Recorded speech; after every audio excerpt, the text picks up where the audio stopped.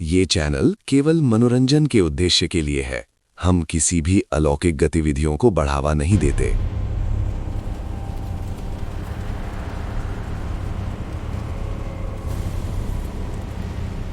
रात के 12 बज गए थे और आज ऑफिस में थोड़ा काम ज्यादा हो गया था और बारिश की वजह से भी किशन थोड़ा देर से निकला ऑफिस से।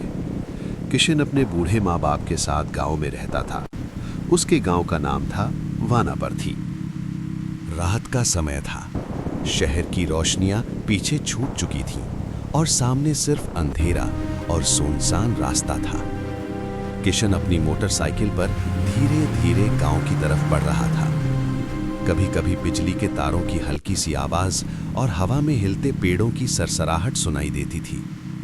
ये रास्ता दिन में भी काफी सुनसान रहता था, लेकिन रात में ये और भी ज्यादा डरावना लगने लगता था।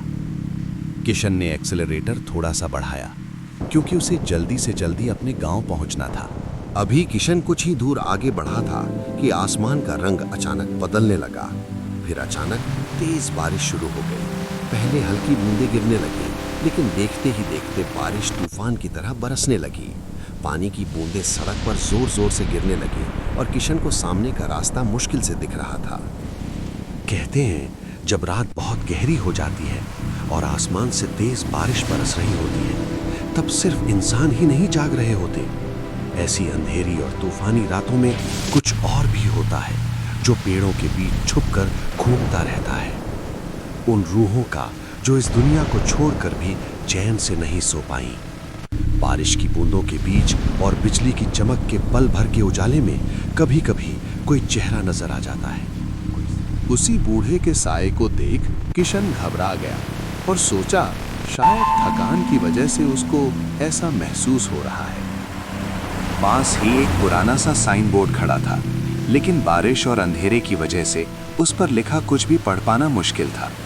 किशन ने एक पल के लिए रुककर आसपास देखा, फिर जल्दी से फैसला करते हुए, किशन को उस वक्त बिल्कुल अंदाजा नहीं था कि उसने अभी अभी अपनी जिंदगी का सबसे बड़ा गलत फैसला कर लिया है।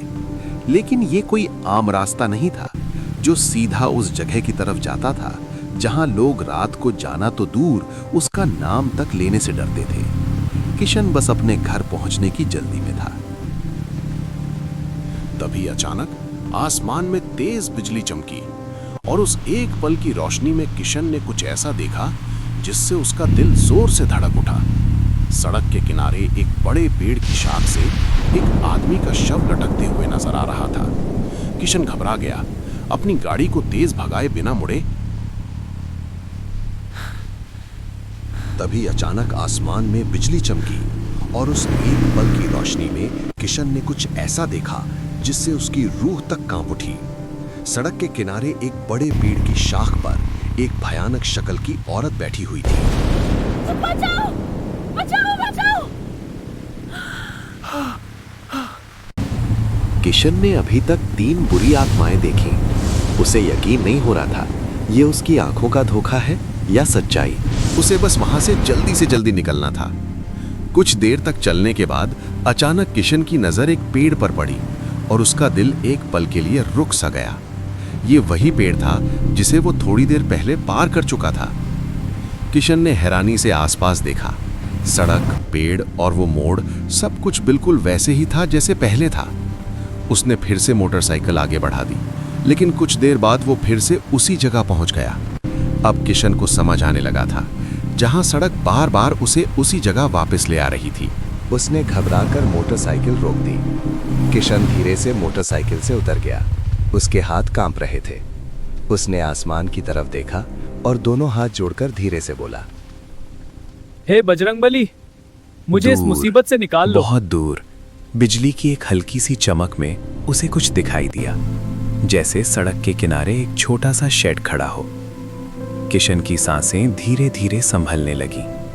उसके दिल में पहली बार उस रात थोड़ी सी उम्मीद जगी।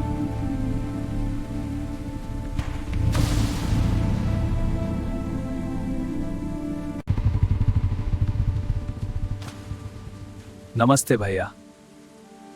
भाई साहब, क्या आप बता सकते हैं मैं रोड किस तरफ है? मेरा नाम बांसीलाल है। तुम गलत रास्ता पे आए हो। ये रास्ता मैं रोड की तरफ नहीं जाता। अभी इस तूफान में आगे जाना ठीक नहीं होगा। मेरा घर यहीं पास में है, अगर चाहो तो बारिश रुकने तक वहां आराम कर सकते हो। किशन कुछ पल के लिए चुप हो गया।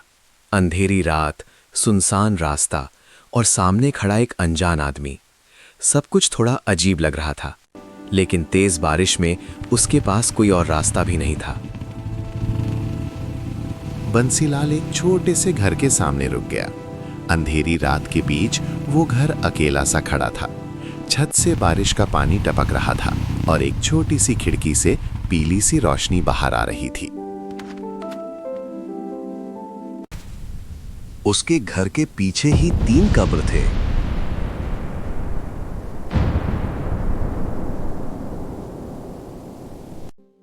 किशन अंदर आ जाए, आप पहले से भीगे हुआ हैं।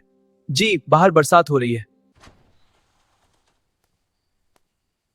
यह लक्ष्मी है, मेरी पत्नी। लक्ष्मी लाल साड़ी पहने खड़ी थी। उसका चेहरा खूबसूरत था, लेकिन जैसे ही वो लैंटर्न की रोशनी में आई, किशन ने देखा कि उसके चेहरे के एक तरफ गहरा सा घाव था। किशन एक पल के लिए चुप हो गया, क्योंकि वो घाव किसी आम चोट जैसा ये घाव बिल्कुल भी कैसे नहीं लग लगा? रहा। किशन के सवाल पर लक्ष्मी ने कोई जवाब नहीं दिया। वो बस चुपचाप खड़ी रही और अपनी नजरें नीचे कर लीं। या कल गिर गई, बाथरूम में पत्थर से टकराए और चोट लग गई। किशन अभी लक्ष्मी के चेहरे के घाव के बारे में सोच ही रहा था कि अचानक कुछ ही पलों में लक्ष्मी वापस आ गई। उसके हाथ में ट्रे थी जिसमें गर्म चाय के कप रखे हुए थे। किशन एक पल के लिए हैरान रह गया। उसे लगा था कि चाय बनाने में कुछ वक्त लगेगा। चाय पीजिए, आपकी ठंडी भाग जाएगी। बंसीलाल जी, आप यकीन नहीं करेंगे, लेकिन इस रास्ते पर आते वक्त मैंने बहुत अजीब चीजें देखी। फिर थोड़ी दूर एक औरत का साया पेड़ की शाख पर बैठा हुआ था। वो औरत जैसे मेरी तरफ देख रही थी और हवा में एक आवाज गूंज रही थी। मुझे लगा शायद ये मेरा वहम है, लेकिन बंसीलाल जी, वो सब इतना सच लग रहा था।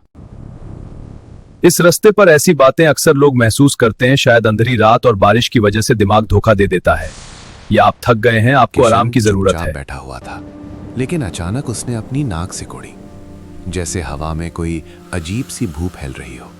उसने धीरे से दोबारा गहरी सांस ली और उसका चेहरा तुरंत बदल गया। ये कोई आम भू नहीं थी, ये खून की तेज और लोहे जैसी बदबू थी। बाबूजी, आप डरिए मत, आप सुरक्षित हैं यहां पर, मगर आप यहां से आज नहीं जा सकते। क्योंकि क्या? क्योंकि रात बहुत हो चुकी है और बारिश नहीं थम रही है। आप यहीं सो जाइए आज रात। उसके दिमाग में बार बार वही सब तस्वीरें घूम रही थीं। अंधेरी सड़क, पेड़ पर लटकता हुआ साया और वो अजीब सी औरत जो शाख पर बैठी थी, वो पेड़ पर लटकते पिशाच। फिर उसे याद आया बंसीलाल और उसकी पत्नी का अजीब सा बर्ताव। तभी अचानक उसे महसूस हुआ जैसे कमरे के कोने में कोई हल्की सी हरकत हुई हो। उसने धीरे से अपनी आंखें खोली और अगले ही पल उसका दिल जोर से धड़कने लगा। अंधेरे में एक काला सा साया, और उस साये की आंखें लाल चमक रही थी, और वो बिल्कुल उस औरत जैसा लग रहा था जिसे किशन ने कुछ देर पहले पेड़ की शाख पर बैठा देखा था। किशन अचानक नींद से जाग गया, जैसे किसी ने उसे देख रहा हो। वो हाल में गया और हाल बिल्कुल अंधेरे में डूबा हुआ था। उसे कुछ भी साफ नजर नहीं आ रहा था। तभी अचानक आसमान में तेज बिजली चमकी और उस एक पल की रोशनी में किशन का दिल जैसे रुक सा गया।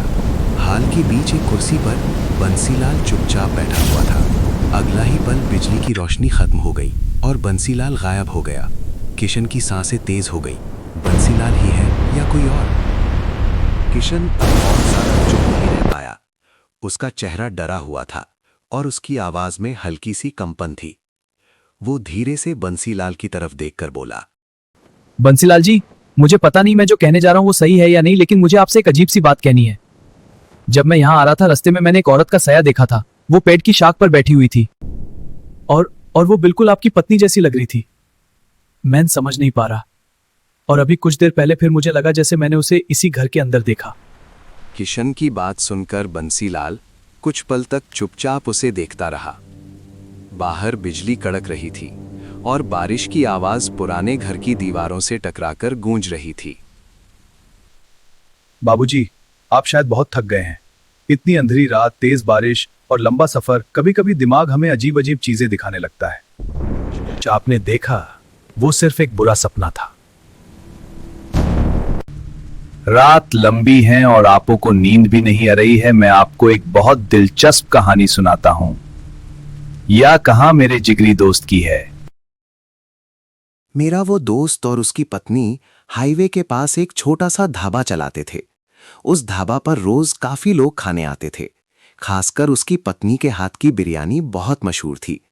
दूर दूर से मुसाफिर वहां रुककर खाना खाते थे। उस छोटे से ढाबा पर रोज शाम होते ही बहुत भीड़ लग जाती थी।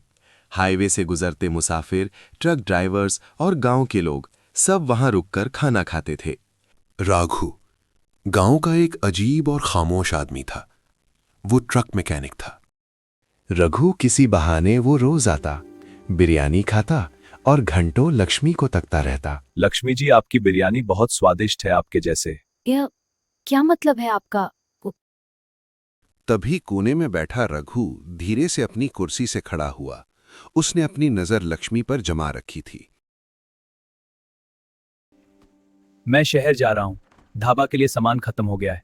मैं रात तक लौटूंगा। अपना ख्याल रखना। शहर से सामान लेकर वो वापस अपने घर की तरफ लौट रहा था। उसके कंधे पर एक झोला था जिसमें ढाबा के लिए सामान भरा हुआ था। जैसे ही वो घर के पास पहुंचा, उसने दरवाजे पर हल्की सी दस्तक दी। लक्ष्मी को रघु के साथ इस तरह देख बंसीलाल पागल हो गया। उसने जोर से दरवाजा धक्का देकर खोला और तेजी से घर के अंदर घुस गया। लक्ष्मी डर के मारे बंसीलाल को रोकने की कोशिश कर रही थी, लेकिन उस वक्त बंसीलाल के दिमाग पर सिर्फ एक ही चीज सवार थी, धोखा और बदला। और उस रात मेरे उस दोस्त ने गुस्से में आकर दोनों को मार डाला। ये कहकर बंसीलाल ने अपनी बात खत्म कर दी। किशन चुपचाप बैठा उसकी कहानी सुन रहा था। यह मैंने क्या कर दिया? हे भगवान, मुझे क्षमा करना। मैंने अपनी ही पत्नी को मर दिया। बाबूजी, आप बताइए, अगर ये अपनी पत्नी और किसी अजनबी को ऐसी हालत में देख ले तो क्या उसका गुस्से में उन्हें मार देना गलत है? बांसीलाल की कहानी खत्म होते ही कमरे में गहरी खामोशी छा गई। किशन चुपचाप बैठा था। उसके दिमाग में अभी भी बांसीलाल की कहानी घूम रही थी। बंसीलाल जी, गुस्सा कितना भी बड़ा क्यों ना हो, किसी की जान लेना कभी सही नहीं हो सकता।